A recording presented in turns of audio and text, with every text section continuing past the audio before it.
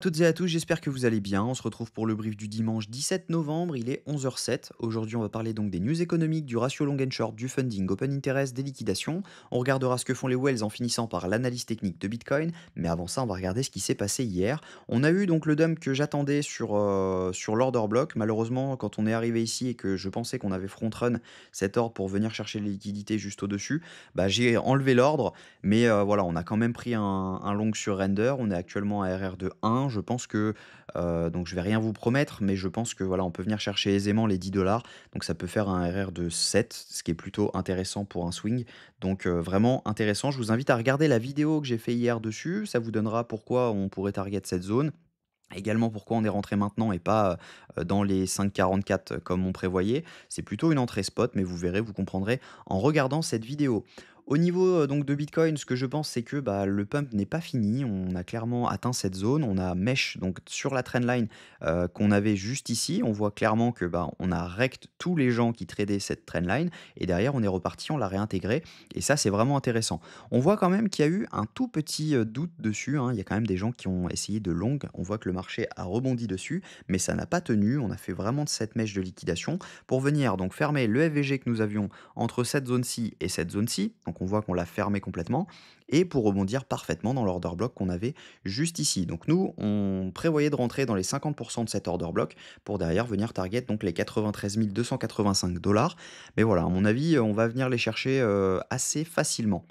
Donc si jamais on regarde au niveau des news économiques cette semaine, on va être servi. Mardi à 11h, on aura l'inflation européenne. Ça va surtout avoir un impact sur l'euro-dollar, mais pas forcément sur les cryptos. Par contre, on aura jeudi l'inscription hebdomadaire au chômage à 14h30. On aura également l'indice manufacturier de la Fed de Philadelphie à 14h30. Et vendredi, on va avoir le PMI manufacturier et le PMI service à 15h45. Donc attendez-vous à avoir pas mal de mouvements quand même sur jeudi-vendredi. Au niveau du ratio long and short, on a une augmentation du nombre de longues sur les dernières 24 heures. On a environ 300 millions de longues en plus sur les dernières 24 heures. Mais on a également 200 millions de shorts en plus. Parce qu'il faut rappeler quand même qu'il y en a pas mal qui se sont fermés et qui se sont rouverts. Quand j'actualise en général toutes les heures, toutes les 2 heures pour savoir à peu près ce qui se passe. Bah, on a 200 millions de shorts en plus sur les dernières 24 heures. Au niveau du ratio long and short, on a une augmentation. Au niveau des funding open interest, pardon, on a une augmentation des funding avec une augmentation de l'open interest sur ce dernier move. Donc depuis 8h50 ce matin, on a une augmentation des longues. Donc ça veut dire qu'il y a pas mal de liquidations qui sont en train de s'accumuler juste ici et il faut y faire attention. En revanche, quand on regarde juste ici, donc c'était où? C'était voilà, juste ici. On voit que là, ce sont plutôt des shorts qui se sont ouverts, ce qui permet donc d'accumuler des liquidations juste au nord et par conséquent, bah, on a encore des liquidations à venir chercher au-dessus. Donc on n'est pas, c'est pas impossible de venir les chercher, mais voilà, on a quand même du short qui s'est ouvert. Également, ici, on voit hein, la hausse de l'open interest avec une baisse des funding. Donc, ça veut dire que ici, ce sont particulièrement des shorts qui se sont ouverts. Si jamais on regarde les liquidations, bah voilà, les clusters on les voit, hein, autour des 91 542 $, on les a pris. Et il y a quand même un cluster qui va jusqu'aux 92 513 $. Mais voilà, si on regarde sur 48 heures, on a quand même un cluster à venir chercher en bas, autour des 88 554 $. Donc, il faut faire attention. Mais en revanche, si jamais on vient le chercher, on passerait potentiellement baissier à moyen terme. Donc, il y a peu de chances de venir le chercher tout de suite, du moins. Si jamais on regarde ce que font les whales actuellement sont en train d'accumuler ce mouvement. Donc, on voit que c'est plutôt des petits achats. On n'est pas sur des achats non plus énormes, mais on reste sur des achats quand même.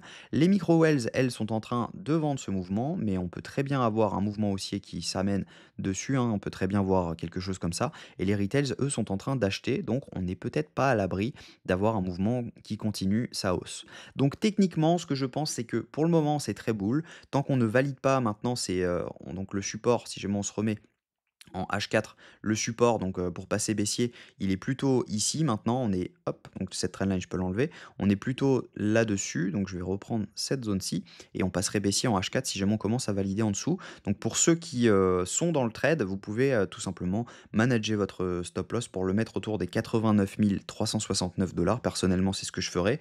Je ne vous donne pas de conseils, mais personnellement, c'est ce que je ferais pour tout simplement rester dans ce trade sans prendre pour autant un risque de de se faire prendre son SL-ABE ou autre. Donc voilà, je pense que on va venir chercher ces zones peut-être ce soir. Je pense qu'on peut aller chercher au moins les 91 861 et il faut savoir qu'on a énormément de liquidations à venir chercher autour des 93 400 $. Donc on n'est pas à l'abri de continuer ce up. Mais voilà, il faut avoir en tête que beaucoup de longues se sont ouverts sur donc cette matinée et par conséquent, il y a des chances de revenir chercher au moins cette zone-ci et là, on voit qu'on a un order block à venir chercher juste ici. Donc potentiellement, on peut, pour ceux qui n'ont pas, pris, ce long, donc je vais enlever ça pour que ce soit plus, clean. J'enlève tout ça et voilà, à mon avis, il y a des chances qu'on revienne chercher cet order block qui se situe juste ici. On voit qu'on a une mèche rouge juste là et ça a pas mal bataillé, donc on n'est pas à l'abri de revenir chercher cette zone des 89 978 $. Si on y va, il y a potentiellement un rebond qui pourrait avoir lieu parce que, vous le voyez, hein, on a validé quand même notre changement de tendance. Je reprends, hop, donc on a validé notre changement de tendance en faisant un plus haut par rapport à celui-ci. Donc on pourrait tout simplement continuer à up, revenir dans cette zone et derrière repartir à la hausse.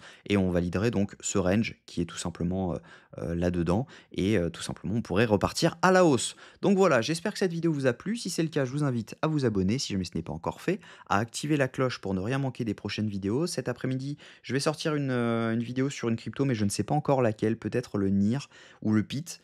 Mais on verra ça ensemble. Dites-moi ce que vous en pensez en commentaire. N'hésitez pas à regarder la vidéo sur le render que j'ai fait hier, ça vous explique à peu près pourquoi, on a fait cette entrée, ça vous explique même en détail pourquoi on a fait cette entrée, quels sont les targets et surtout, quel est l'avenir à long terme de Render.